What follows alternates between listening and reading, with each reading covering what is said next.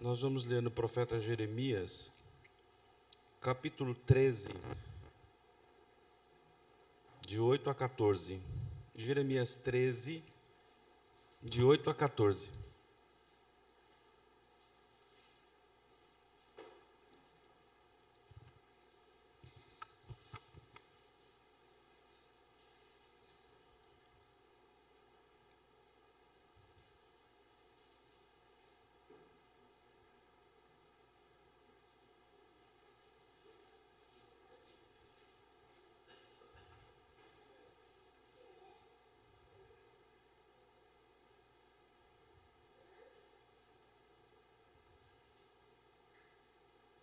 Põe o verso 13 aí, Nath.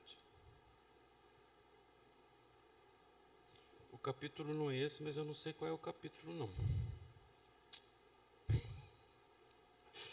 O pastor colocou o verso aqui, mas não conferiu.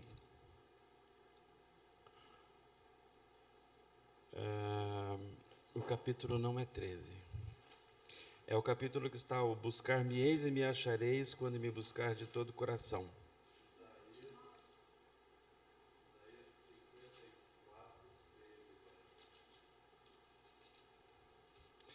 Certeza que é Jeremias. Eu acho que sim. Eu pensei no 29, mas eu não confio na minha memória. Por alguma razão, por causa do verso 13, eu coloquei capítulo 13. Não, é esse aqui. É Jeremias 29, de 8 a 14. Tem essa ideia, mas o que eu estou querendo é o 29. Eu lembrei do 29, mas eu não confio. É 29. Mas porque eu vou me basear mais no verso 13, então na hora de escrever o capítulo, eu escrevi capítulo 13. Mas é o verso 13 que é importante. Mas o contexto é o 29, de 8 a 14. De vez em quando acontece essas trocas assim, viu? Hoje foi a primeira vez. Então é só a primeira. Então vamos ler a palavra de Deus.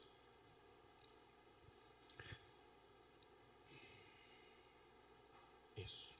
Porque assim diz o Senhor dos Exércitos, o Deus de Israel: não vos enganem os vossos profetas que estão no meio de vós, nem os vossos adivinhos, nem deis ouvidos aos vossos sonhadores que sempre sonham segundo o vosso desejo, porque falsamente vos profetizam eles em meu nome. Eu não vos enviei, diz o Senhor.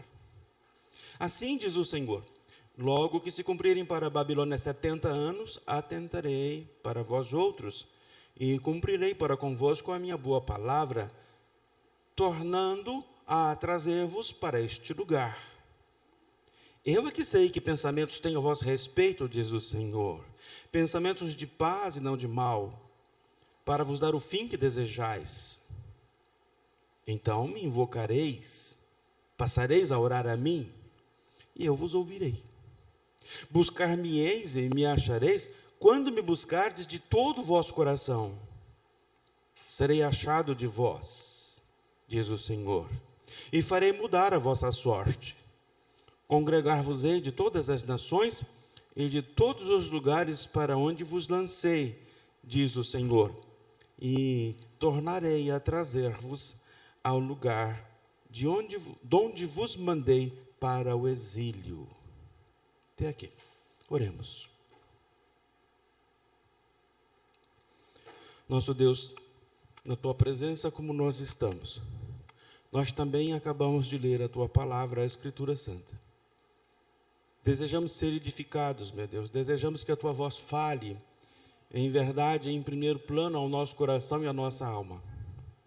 Rogamos, Deus, que o teu servo nesse instante possa ser usado por ti para o bem, para a edificação, que o teu Espírito fale também ao teu servo, e assim a tua palavra possa entrar no profundo do nosso ser, nos edificar, construir boas construções dentro da nossa alma, coisas boas e santas, e fortalecer a nossa vida espiritual, a nossa vida religiosa diante de ti.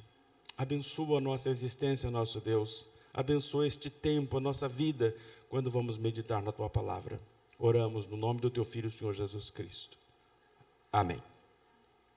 Meus irmãos, este verso, o 13, é o que eu vou me basear para a nossa mensagem hoje, e ele é muito conhecido. Tanto que se a gente falar o versículo, a gente lembra o capítulo, né?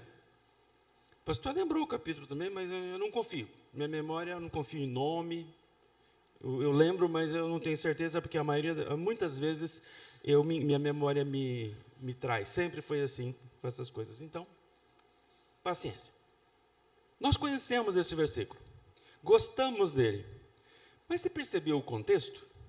Esse contexto aqui, o contexto do livro de Jeremias, o profeta Jeremias, é quando o Senhor chega a um certo limite, depois de séculos. Quando fala que Deus é paciente, a paciência de Deus às vezes dura séculos. Com o povo dele teve coisas que durou séculos. Coisas que estavam erradas por quase 500 anos, dá para contar.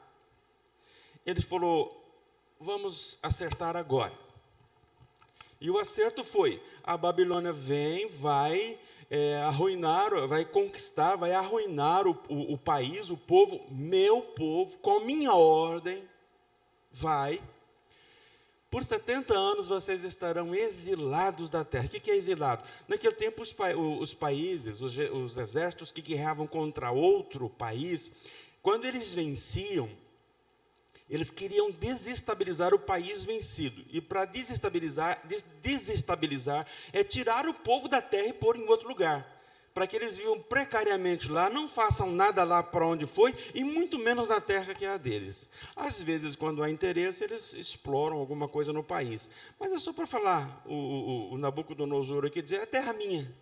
Eu conquistei esse também. E escravizava. E, por exemplo, nessa leva, Daniel foi escravizado.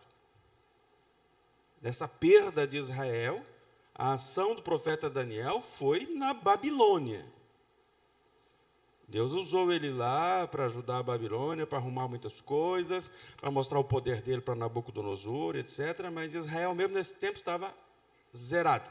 Então Deus diz, aqui para Israel, como nação, ela será horrivelmente castigada. E aí ele fala, logo que se cumprirem 70 anos para a Babilônia manda agora, e vai mandar em vocês.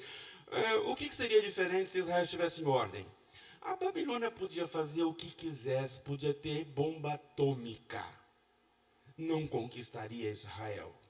Mas nesse caso, qualquer meia dúzia de soldados com uma espada torta e uma lança sem ponta e um arco de bambu quebraria Israel. Porque Deus falou que faria, mas Babilônia era poderosa. Então o contexto o Senhor diz assim, também o aspecto religioso vai dar uma parada aqui como povo. Vocês vão ficar de cara no chão, humilhados, de rosto no chão, esfregando ali. Mas aí Deus diz o seguinte, então por quê? Porque o povo estava ruim, não respeitava nenhuma regra, não respeitava o descanso do sábado, não respeitava o descanso da terra, havia abuso de irmão contra irmão, havia juros nos empréstimos, havia exagero na escravização. Havia um tipo de escravidão que o judeu podia se entregar a outro rico. Ele falou, estou pobre, miserável, estou morrendo de fome, o que eu faço? Tem 5 anos ainda para o ano do jubileu, para o jubileu de 7. Então, eu vou me vender como escravo para você por 5 anos. Eu vou trabalhar para você. Você me sustenta por 5 anos, eu, minha mulher, meus filhos, tal, ou só ele, o que fosse. Então, ele ficaria por 5 anos trabalhando. Escravo, servo. Escravo.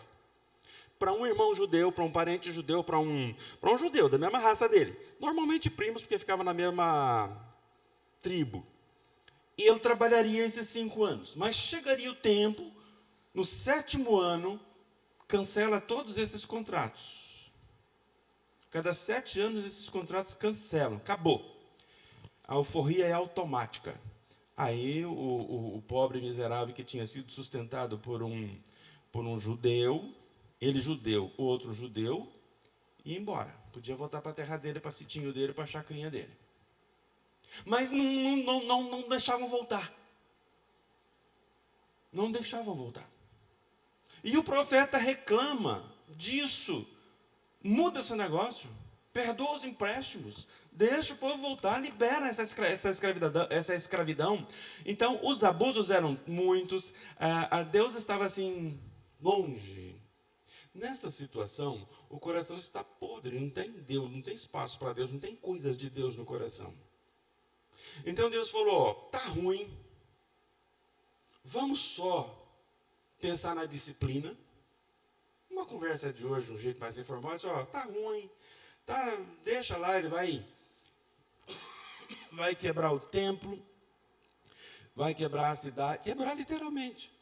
E eles falavam, você está doido, profeta? Deus falou que ninguém toca na parede desse templo. E Deus tinha falado.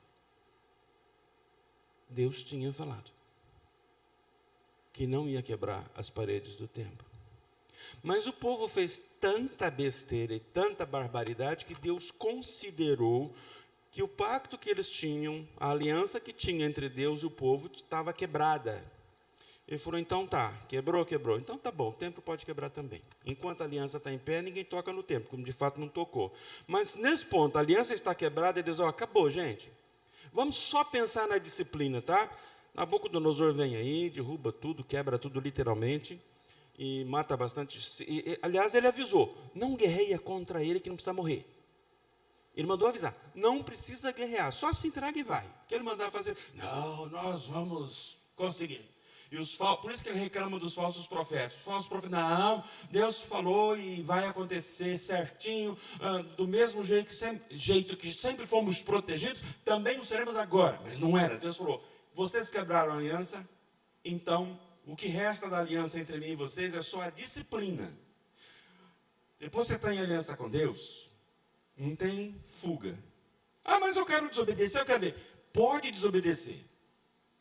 O que resta? Você ainda está na mão de Deus. Mas só sinta. É mau negócio ser desobediente para Deus. O povo não escapou da mão de Deus. Isso quer dizer, só resta a disciplina. De tudo que nós conversamos, de tudo que nós aliançamos, só resta a disciplina. Então vamos conversar sobre disciplina. E foi. E eles foram para o exílio, e etc. Essa história os irmãos conhecem. Mas nesse contexto de só disciplina agora, Deus fala assim, o verso 9 até o 13. Perdão, 10. Ele fala, agora só disciplina, mas, assim diz o Senhor, logo que se cumprirem para a Babilônia 70 anos, e nesses 70 anos eles escravos, atentarei para vós outros. Ele fala, eu vou considerar cumprido a disciplina. Aí eu vou prestar atenção em vocês para um relacionamento de novo, vamos refazer a aliança, vamos ajeitar a situação. Atentarei para vós outros e cumprirei para vós outros a boa palavra. A gente vai voltar às boas. A proteção, a graça, a prosperidade da terra vai voltar, agora não. A minha boa palavra, tornando a trazer-vos para este lugar. Desse dia, daqui a 70 anos, Deus ia fazer isso. Aí traria eles de volta para o lugar, Neemias. Aquela volta lá, 70 anos depois. E Deus diz, eu é que sei que pensamentos tenho a vosso respeito. Ele fala, eu quero o bem de vocês. Pensamentos de paz e não de mal, para vos dar o fim que desejais. Mas agora, porque vocês foram maus, vamos pensar só na disciplina. Mas daqui a 70 anos vai ser assim. E o 12. Então, daqui a 70 anos, quando vocês tiverem aprendido a lição, então me invocareis. Passareis a orar a mim de verdade. E ele diz, e eu vos ouvirei. Daqui a 70 anos. E aí ele diz, buscar-me-eis e me achareis, quando me buscardes de todo o vosso coração. Mas veja, isso é uma promessa para daqui a 70 anos, depois que a disciplina cobrar o que precisa do couro, do lombo de Israel, literalmente.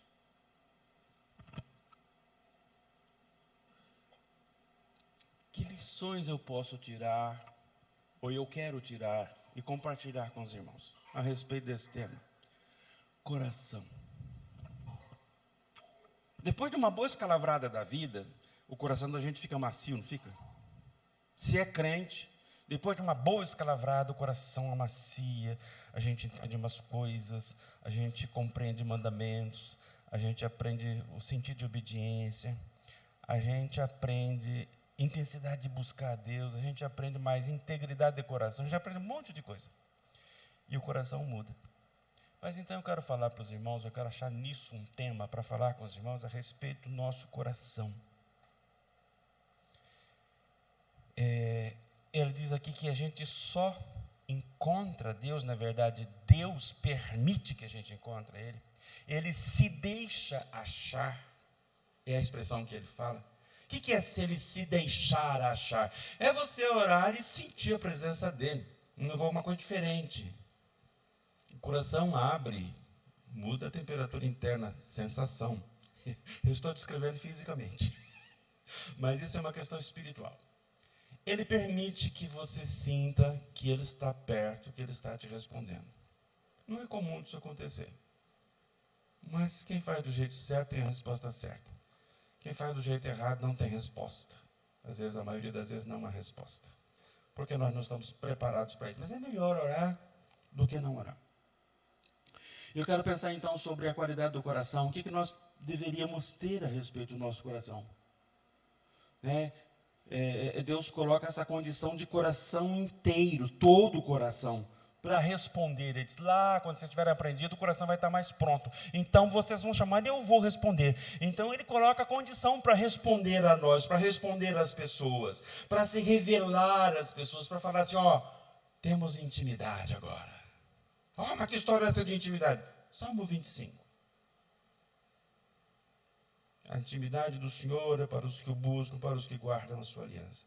Então eu quero meditar com os irmãos, eu vou achar um tema aqui, para nós meditarmos, e eu vou falar para os irmãos nos seguintes termos. Deus não costuma responder, ele diz, buscar-me eis daqui a 70 anos, agora não adianta que o negócio está quebrado, agora vamos pensar só na disciplina.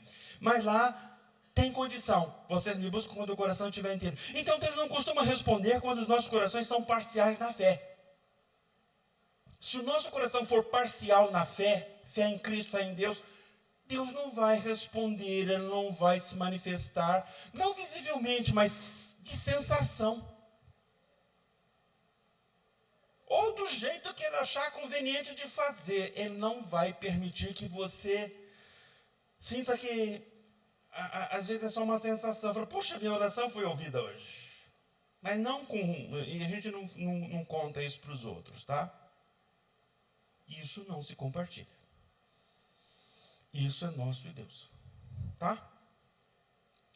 Não acontece se o coração for parcial na fé. Eu estou pensando em 2 versos do capítulo 11. Primeiro capítulo, Hebreus 11, 6. E depois 11, 1. É invertido desse jeito mesmo. Primeiro 6, depois 1. Vamos pensar sobre um coração parcial na fé. O que é parcial? Que não está inteiro, que não tem toda a fé, ou que não é todinho controlado pela fé, que onde o tanto que deveria haver de fé, não há. Às vezes é só uma aparência de religiosidade, A fé se manifesta em religiosidade. Como é que eu sei que alguém pode dizer que tem fé e eu acredito? Se ela tem a prática religiosa. A outra palavra para isso é piedade. Prática da religiosidade. Hebreus 11:6 diz assim, de fato, sem fé é impossível agradar a Deus. Acho que ninguém tem dúvida disso, Mas a fé é uma coisa para a gente ainda aprofundar um pouco mais e entender o que é. Vírgula. Porquanto, ou porque, é necessário, só é fé quando é necessário, que aquele que se aproxima de Deus, creia que Ele existe. Isso não é toda a fé. Crer que Deus existe não é toda a fé. Na nossa cabeça está isso. Eu creio que Deus existe, eu tenho fé. Não. Crer que Deus existe só te faz filosoficamente, sociologicamente,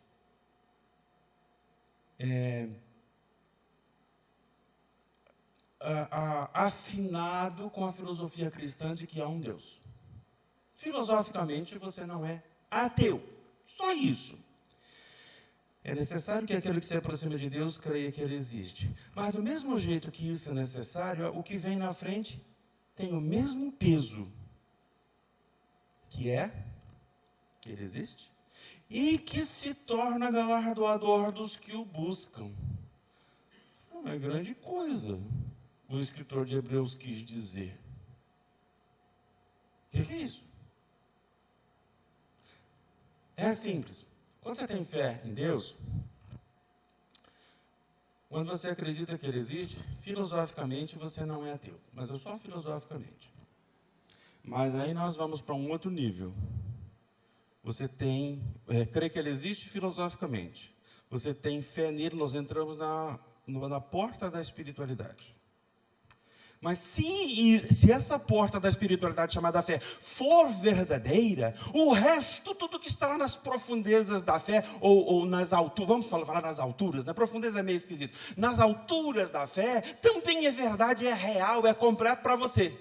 Você entendeu que na porta da fé, para ser fé, você tem que entrar, e o resto, tudo da realidade da fé também é verdade, e você acredita e crê e confia e morre por isso, do mesmo jeito. Boa parte de nós, cristãos, aqui presente, somos somente filosoficamente cristãos. Nossa fé não passa de filosofia, não passa de um artigo do estudo filosófico. Não chega na espiritualidade. Por quê? Eu acredito em Deus. Você acha que é uma coisa muito boa. Mas não é. Porque é como se você chegasse na porta, mas não entrasse. Eu vou ao restaurante, estou morto de fome, escora o dinheiro no bolso e vai, para na porta, sente o cheiro, dá uma olhada em tudo, vê tudo e tal, fica lá meia hora, 40 minutos, 1 hora e volta para casa. Você foi no restaurante? Foi. Mas usufruiu daquilo que o restaurante se presta a dar? Não. Não comeu. Mas você foi. Boa parte da fé cristã hoje é na porta. E não entra. E na convicção cristã, o cabra acha que está. Porque da porta e tudo mais para dentro é a mesma coisa, tem que ser a mesma coisa. Agora, se você apertar um pouquinho, você vai entender a questão. Parado na porta, você entende, ouve, aprende e tal. Duvida da metade das coisas que você escuta. Aqui no púlpito. Eu não estou chamando de maldoso. O coração duvida. Tem um segredo aí estranho, esquisito, que às vezes a pessoa fala assim, eu quero aceitar, eu quero o que? O coração fala, não acredito, eu não acredito. Você é esse, não esse. Alguns conhecem essa experiência, né? Então, pela fé e pelo conhecimento, você sabe que você não pode dizer que você duvida. Se você disser que duvida, você é categorizado, você é classificado como não crente. Ímpio, sem fé. Então não pode falar. E vai ficar sempre assim. Então, boa parte das coisas, você escuta o pastor abre a Bíblia e desboca aquilo tudo, fala com aquele ânimo que os pastores conseguem ter para falar essas coisas, né? E tal, você entende mentalmente. E o seu coração está lá ocupado com outras coisas. E se você fizer uma consulta ao seu coração fala assim, não sei não. Eu acho que é muita coisa para ser verdade. O coração fala. Ele não fala audivelmente, ele não fala com palavras. Ele fala com sentimento. Às vezes, quando você toma consciência desse sentimento, as palavras são... Não é bem assim, você conclui. E se você for honesto, é você olhar lá para dentro e dizer, o eu espiritual que eu chamo de coração não acredita nisso, não. Se você tiver consciência do que está acontecendo, você vai levar um baita de um susto. E vai saber que a coisa está esquisita, está muito estranha. há perigo, com consequência eterna por causa disso. Então, este versículo aqui, o 11:1 não é o segredo da fé. É o segredo da fé, mas não explica bem. Esse 11:6 é o segredo. Se você vai se aproximar de Deus, você acredita que Ele existe, então você fala, então eu me aproximo dEle. E aí, então, você crê que Ele existe, mas para na porta. Só que se você tiver fé verdadeira, você não para na porta. Tudo mais da fé, da realidade espiritual, da verdade de Deus, e da graça, e da fé, e de Jesus, e do Espírito Santo, e da palavra de Deus, são verdade e também são realidade. Você crê e você morre por todas estas coisas. Logo chegará o tempo que isso vai ser importante. Vamos pedir a nossa vida ou a nossa fé? Será que todos nós aqui vamos conseguir garantir a fé, entregando a vida, se for preciso? Não demora, vai chegar isso, gente. Então, crer que Ele existe, e não só existe, mas Ele responde, Ele faz, Ele me recebe em audiências excepcionais pela fé, quando eu oro, daquele jeito bonitinho, alinhando alma, coração, mente, depois os lábios. Começando pelo Espírito Santo, que intercede aqui, que ajuda, que faz, tal, passa para Jesus, Jesus chega a Deus. Quando essas coisas todas acontecem, e você ora de fato, você acredita que você chegou à presença de Deus no trono, no Santo dos Santos, lá no mais sublime, em que nem todos os anjos entram. Você entra pela fé. Deveria entrar, eu quero dizer. Poderia entrar, se for a fé. Essa que eu estou falando, que você está na porta do restaurante, você sente o cheiro, você vê a comida andando, é real, é verdadeiro, mas não é para você, porque você não experimentou. Por qualquer razão você não entra, né? Então, é a falta de fé. Então, aqui você entra e come o que tiver lá e sente o cheiro e confraterniza com a mesa. Isso é estar na presença de Deus. A fé, quando é verdadeira, quando ela é completa, você acredita que Deus existe, mas acredita em tudo mais que Ele fala, e tudo mais que a palavra fala, como verdade, não é dúvida. E o seu coração consegue se dobrar a esta verdade e dizer, eu creio, eu confio, e não há dissociação entre aqui e aqui. Aí nós começamos a fé. Aí existe fé. Essa é a fé cristã. Ou vamos dizer, esta é a fé judaico-cristã. A fé que nós herdamos lá dos primeiros pais, do Adão, na fé que ele teve depois da queda, do Abraão, do Isaac, Jacó, todos eles. E também na fé que nós temos com a ação espiritual eterna que Jesus fez. Então, entenderam, meus irmãos? Crer que Ele existe não é tudo. Crer em tudo mais que Ele fala que faz e tudo que Ele é, e confiar que isso é verdadeiro na tua vida, e isto é real, e você transita bem com isso, vai lá para dentro, não para na porta, já começamos a falar de fé. Vamos 11:1. Quando a gente lê o Hebreus 11:1, a gente filosofa muito, pratica pouco. Pouco disso entra na alma. Por isso eu comecei no 6. O que é fé? Definição. Definição é coisa de filosofia ou de dicionário. Mas valiosíssimo. Precisa definir. Para o escritor de Hebreus, ele diz, ora, a fé é a certeza de coisas que se esperam, convicção de fatos que se não veem. Só que as pessoas, nesse versículo aqui, elas se posicionam para trás da porta, lá para lá de fora. Eu tenho fé, eu acredito que Deus existe. E ela espera que o mundo todo aconteça. Ela acha que pode ter certeza de que a esperança dela virá, acontecerá. Por quê? Porque ela tem fé, porque está parada na porta.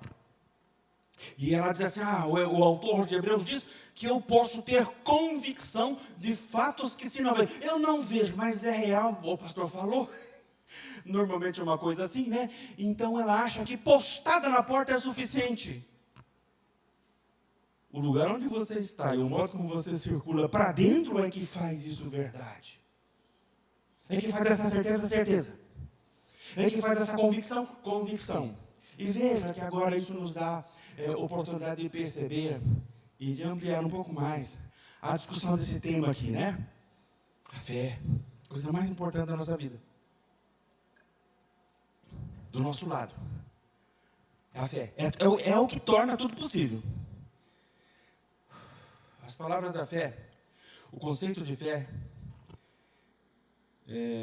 do 6 é crer. É fé, crer, que existe e que ele se torna, porque à medida que a pessoa tem fé, ele se torna. Mas o 6 também vai na certeza e convicção. Pode deixar num, que eu voltei. Certeza e convicção. Certeza combina com dúvida? Você quer saber se você tem dúvida a respeito das coisas de Deus? Você quer saber se o seu coração, se você é uma pessoa de fé? Pessoa de fé não é aquela que ora tremendo a voz e ora e faz força na hora de orar, para que o bolso se encha, para que a saúde volte, para que o morto volte. As razões, algumas razões são boas, outras não são tão legítimas. Não é isso. Não, isso não é fé. Isso pode ser transtorno neurológico, transtorno psicológico, pode ser engano emocional, achando que isso demonstra fé. Então, ninguém pode demonstrar um pouco mais de veemência? Pode. Mas não acha que isso é a fé que eu estou falando. Existe uma situação em que a gente começa a pensar nas coisas de Deus, ou vai se aproximar de Deus, e o nosso coração, você vai pedir uma coisa muito importante para Deus, vai fazer uma oração daquelas, né, que precisa mover o mundo. E você se aproxima de Deus, mas o seu coração diz, não vai dar certo. Deus não vai responder. Ou sei lá, né? Por que não vai responder? Talvez ele não me vê, eu não apareço aos olhos dele. Ele está tão ocupado com as outras pessoas que ele não me percebe. Assunto de ontem lá na casa da dona Abadia Sildmar. Ele é muito distante, ou eu sou distante, ou você vai ser um pouco mais honesto. Eu não tenho fé mesmo. Então você imagina como é hipócrita essa aproximação? Aproxima crendo que ele não é galardoador. O que é galardoador? É respondedor. Doador do bem. Galardoar é dar o bem, é recompensar com o bem, é recompensar com bens. E o bem, seja material, espiritual, proteção, o que for. Galardoar é dar, mas no sentido de recompensa. Galardoar no sentido de, no sentido de responder. Aí a fé falha quando a gente não acredita que Deus é galardoador. Ele foi galardoador para o Daniel. Ele foi galardoador para o Davi, ele respondeu, ele deu. Para outros mais aí que a tua memória puder lembrar. Mas para mim não. Entendeu onde está a dúvida? Onde a fé está morta. Onde tem religiosidade, mas não tem, essa religiosidade não tem alma. Então tem muitas coisas que deveriam ser tão verdades para nós, por causa da nossa fé, e não são. Nós acreditamos na ciência. Nós não temos dúvida da ciência. Mas olhamos para a Bíblia com desconfiança. Olhamos para as afirmações, quando o pastor faz afirmações bíblicas, porque o pastor abre a Bíblia e fala, né? Deveria, todos os pastores fazerem isso. Aí a gente duvida porque duvida da palavra. Então, a dúvida quer dizer assim, será que é verdade?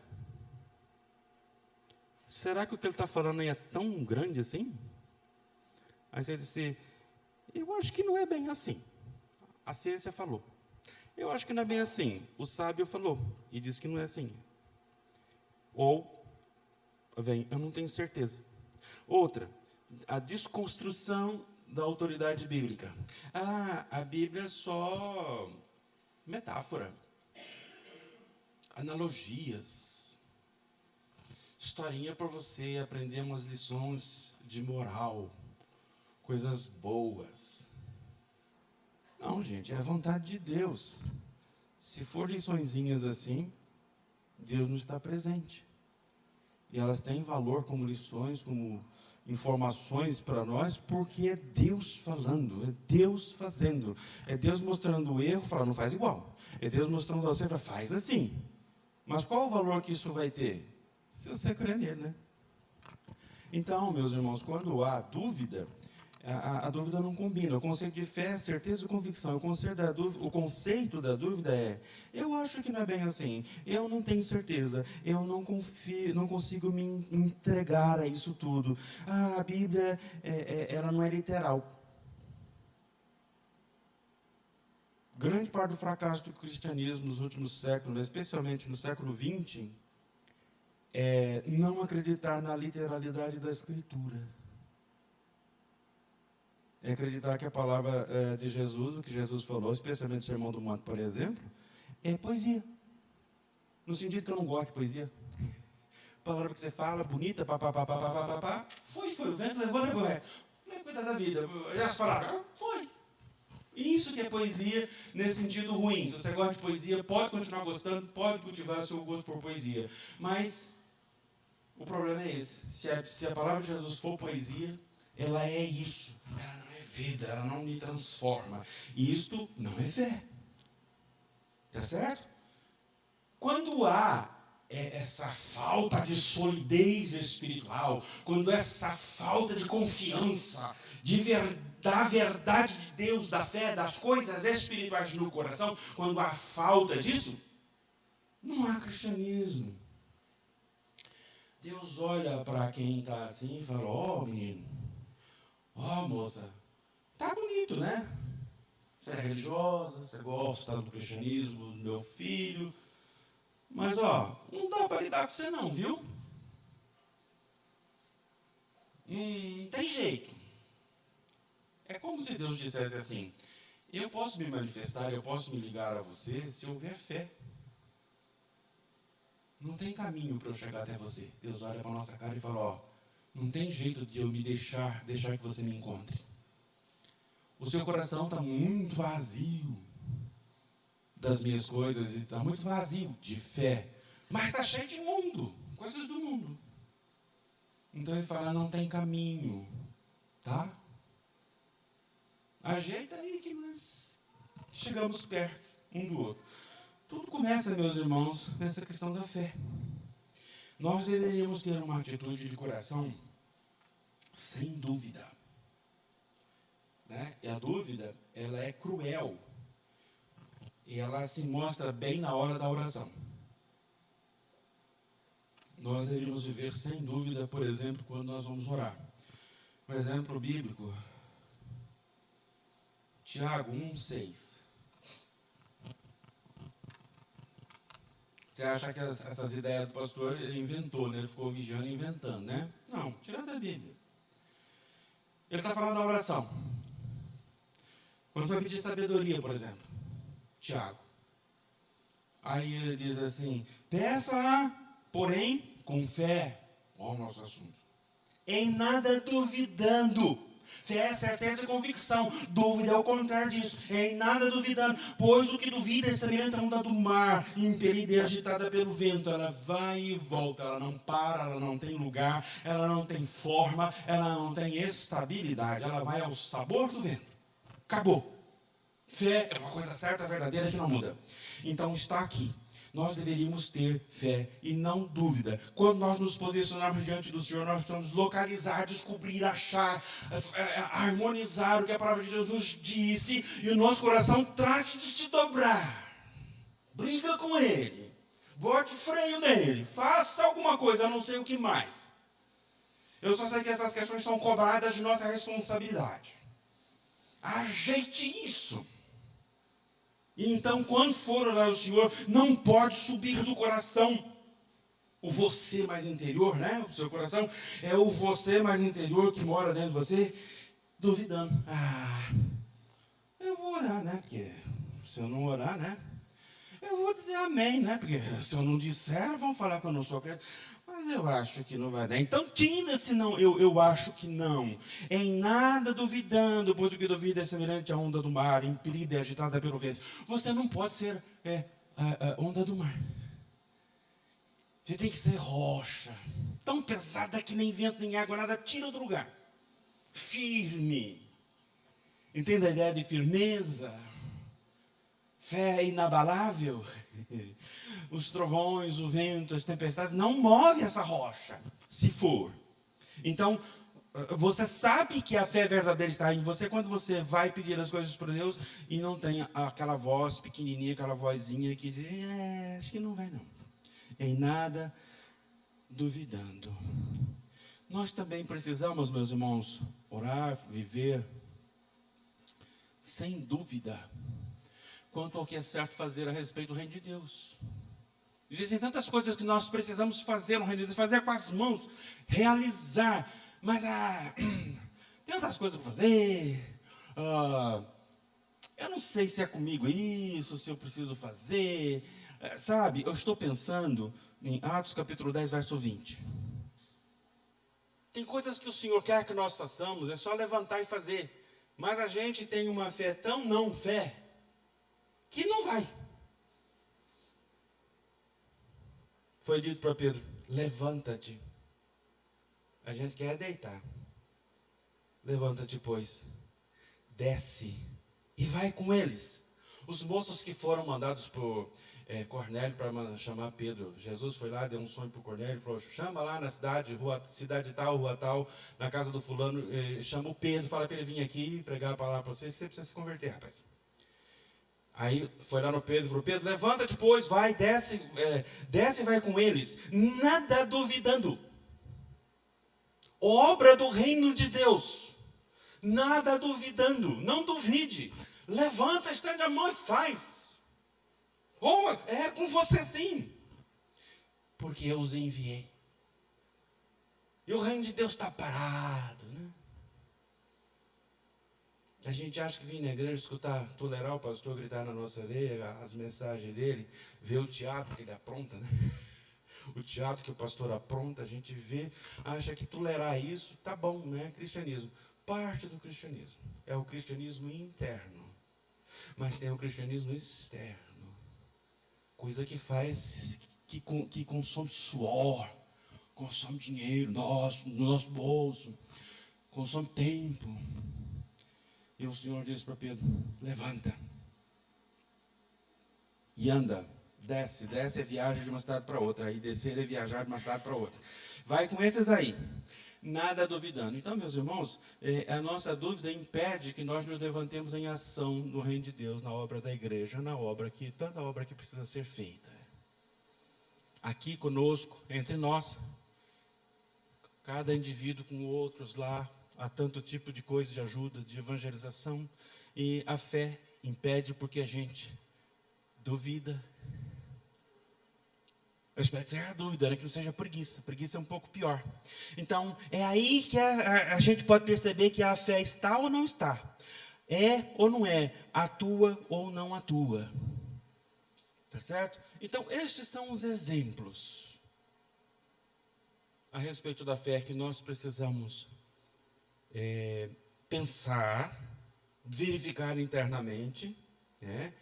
E começar a realinhar aquilo que a gente acredita, e o tanto que a gente acredita, e a intensidade que a gente acredita. E que não seja só acreditar, mas fé, que é uma outra coisa. Fé é uma realidade espiritual que é construída, a gente não vê. Fé é uma realidade espiritual que começa aqui, vai e se liga a Jesus. Com o Espírito Santo aqui, como eu expliquei semana passada, e se liga, gera um fio, gera um caminho até Jesus, de Jesus até o Pai. Você percebeu a ligação? Sem fé não tem essa ligação. Sem essa fé, Deus fala, dá para manifestar a graça a você não. Ajeita aí primeiro. Por exemplo, hoje nós estamos ouvindo, né? De ajeitar isso primeiro. Se não for assim, meus irmãos, se a coisa for meio duvidosa, se tiver dúvidas, aquilo que a gente chama de fé, Poderia ser fé de uma perna só, de um braço só. Imagina que a fé fosse um corpo. Um braço só, uma perna só, meio coração, um pulmão, só um hemisfério do cérebro, um olho, um ouvido, metade da boca. Para falar que tem alguma coisa, né? Se esse ser fosse um ser vivo, viveria? Não. Seria um aborto e morreria logo. Então, às vezes, a fé que nós tentaram ensinar, né? Do jeito que podia. E a gente entendeu do jeito que podia. Mas percebe que às vezes as coisas ficam deficientes.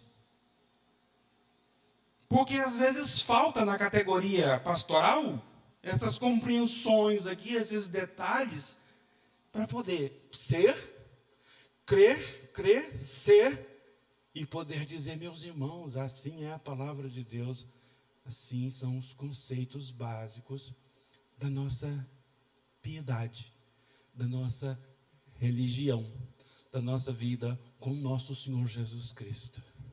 Às vezes falta isso, às vezes faltou isso. Mas tudo que eu aprendo eu compartilho, é meu dever, eu estou aqui para isso, me dediquei a isso. Então, meus irmãos, nós não podemos ser só metade.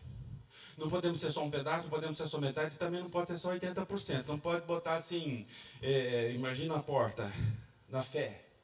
Você se coloca metade do corpo para dentro, a porta está aqui, você se coloca metade da porta aqui e uma perna lá para fora. Não entrou. Entra para o ambiente da fé. Isso é confiar. Isso é ter certeza que tem caminho para você circular espiritualmente ali na presença de Deus, nas coisas de Deus.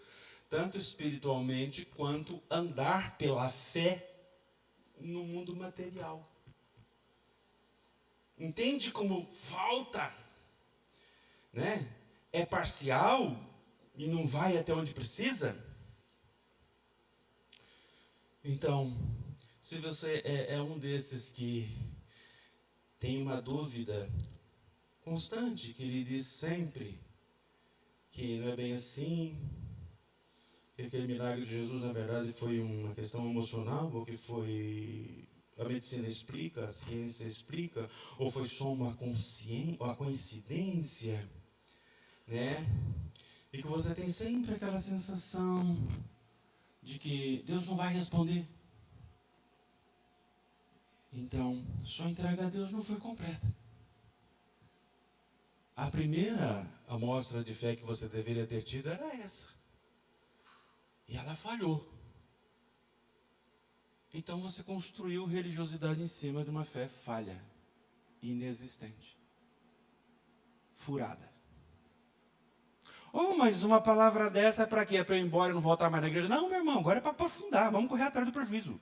Quando a gente descobre que o negócio está faltando, a gente corre atrás do que está faltando.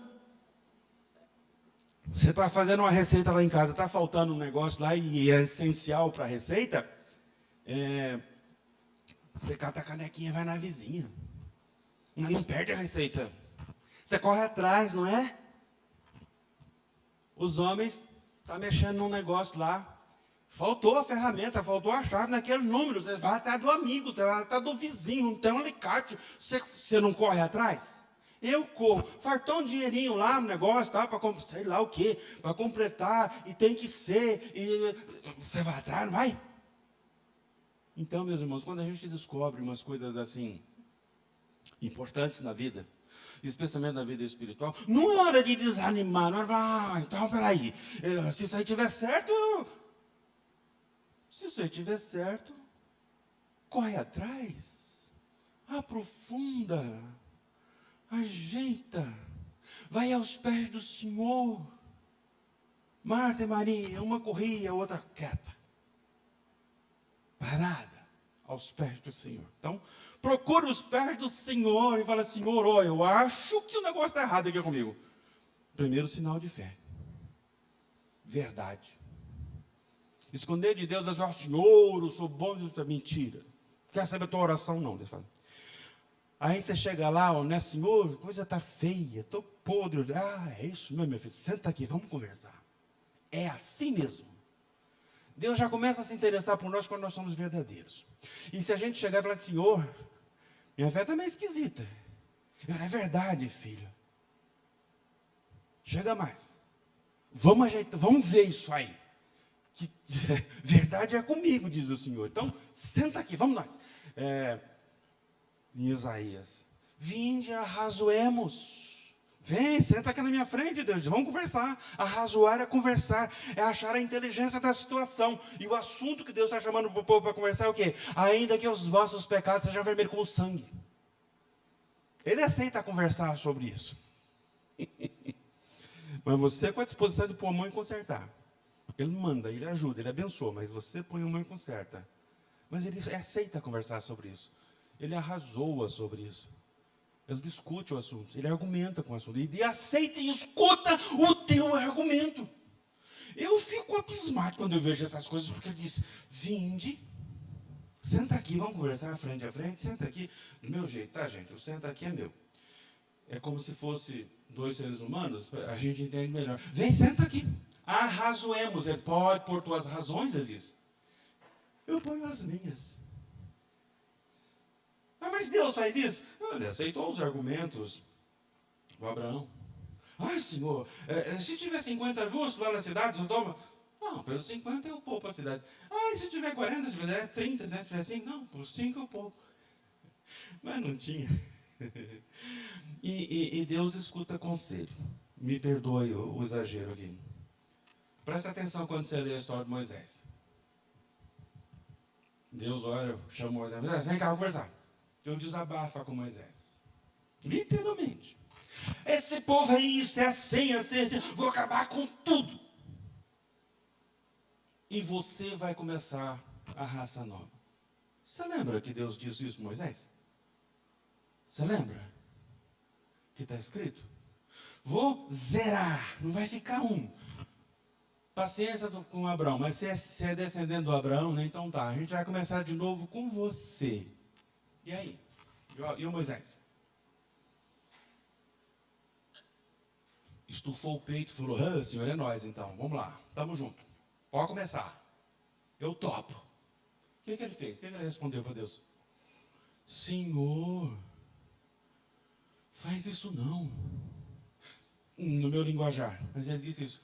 Senhor, as pessoas vão falar depois que o Senhor é o Deus aí que tirou o povo de lá, pôs aqui para matar. Vão falar que o Senhor é maldoso. Se fizer assim, a coisa vai ficar muito estranha. Não faça assim não, Senhor. Lembra da misericórdia, lembra da bondade. Aí Deus está lá sentado com Moisés, do meu jeitão.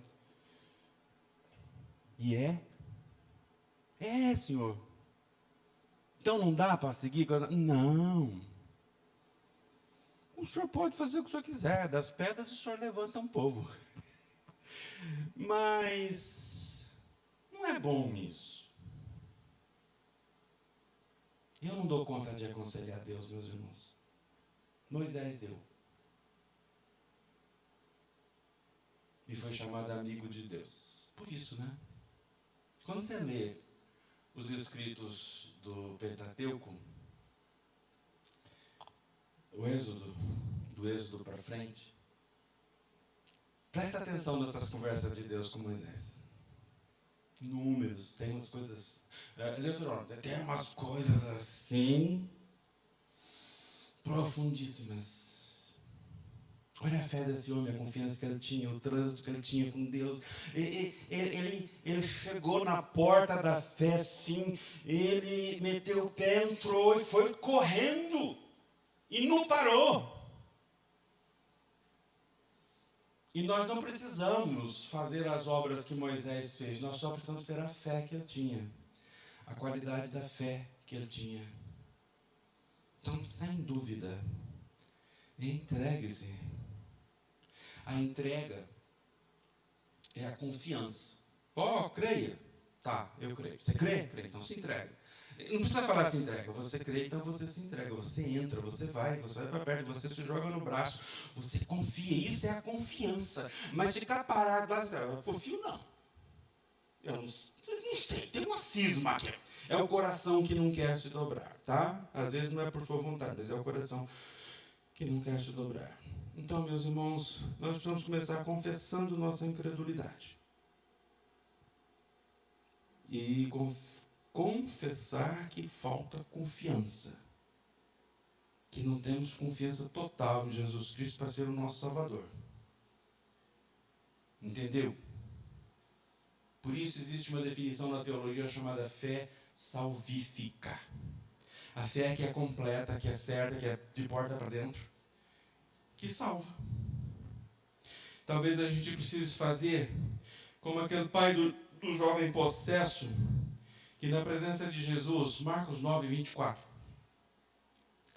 ele confessou sua incredulidade com lágrimas diante de Jesus, ao mesmo tempo que suplicava a ajuda de Jesus. Imediatamente o pai do menino exclamou com lágrimas: eu creio, mas ajuda-me na minha falta de fé. Crer talvez seja uma atitude mental. Fé, realidade espiritual. E às vezes a gente falha na realidade espiritual. Porta adentro. A gente fica na filosofia. Eu creio. Eu creio significa o quê? Eu acho que é verdade. Mas tem que ser verdade e realidade para você. Tem que ser dentro. Entra. Talvez a gente precise fazer essa confissão desse homem. Eu creio. Ajuda-me na minha falta de fé. Mas começa, né? Mas vai. Segue. Caminha. Faz. Que isso se torne realidade na minha vida e na sua. Esta é a verdade da palavra de Deus. Às vezes uma palavra atravessada como essa explica muita verdade ou muita coisa que acontece a nós, como indivíduos, e a gente não entende. Às vezes é realidade de parte do período da nossa vida. E às vezes a gente precisa de um desafio desse, de um diagnóstico desse, um desafio desse, de uma descrição de realidade dessa, para que a gente mude tudo. E somos nós que mudamos. Deus só completa. Até hoje ele chamou, talvez hoje ele esteja me dando um safanão a esse respeito. Às vezes Deus tem que dar um safanão. Então, meus irmãos, quando tiver certo, voltamos para Jeremias 13, 12 e 13. Então, 12. Então me invocareis, chamareis o nome de Deus, e passareis a orar a mim. Será que não oravam nesses 70 anos? Mas Deus só considerou aquela depois como oração. Ele disse, então, só então lá, eu vos ouvirei. E o 13. Buscar-me-eis e me achareis quando me buscardes de todo o vosso coração. Mas todo o vosso coração, hoje eu digo, em fé. Sem fé, é impossível agradar a Deus. A fé está no coração. Cuide disso, meu irmão. Como eu também cuido do meu. E que Deus nos abençoe. Oremos.